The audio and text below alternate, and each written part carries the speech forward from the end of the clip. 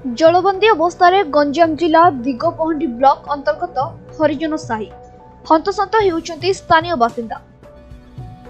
पश्चिमा झड़ प्रभाव में सारा राज्य भिजिथिबा बेले अनेक जिले में वर्षा घड़घड़ी सह कुआपथर माड़ होइतिला, जेउथिरे अनेक चाषी फसल नष्ट हो जाइतिबा बेले अनेकଙ୍କ घर मध्य भांगी जाइछि। गंजाम जिला दिगपहंडी ब्लॉक अंतर्गत हरिजन साही रे मध्य पश्चिमा झड़र प्रभाव देखा देइछि।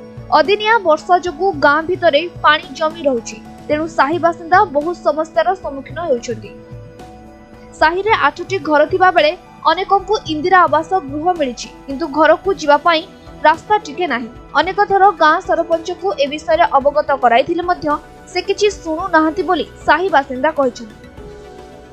टिके वर्षा हेले सही साही रे पानी जमी रहि जाय, जहा फल रे बहु वृद्धा नाना हैरान होउछथि। उक्त साही रे रास्ता टिए तयारी कर देले साही बासिंदा सुविधा रे जीवा आसीबा करि परिबे। एथि पई साही बासिंदा प्रशासन और सरकार को एहार समाधान करिबा पई अनुरोध करिसथि। आमर बाटम कचरा हाइगिरी जीवा आसिया को होनी, मोर हाथ गुड़ टिके पड़ी गलानी, मु चली पारनी, जीवा आसियार होनी, पड़ी जाउची। कौन समस्या है? वर्षा झड़ी खाल काद खसरा आउ सरपंच कहला बेलू सब आसिक पाखरे माँ भौणी करथिले, एबे किछि नाई। हाँ सेटा आमको भोग हो जाउची, आ किछि करिया नाई। अरे कौन चाहछ?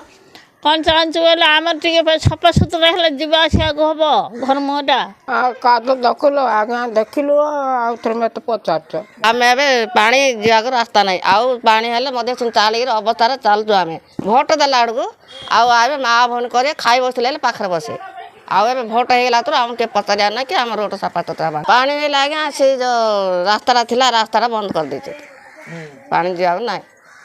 अच्छा रोड देले तो तांग रोड रे हम पको आ तांग तो दौन हम कोड आनी पको, हम तो खाया तुरा नहीं पानी नहीं। दिगपहंडी रंजन सेठी रिपोर्ट, समय लाइव।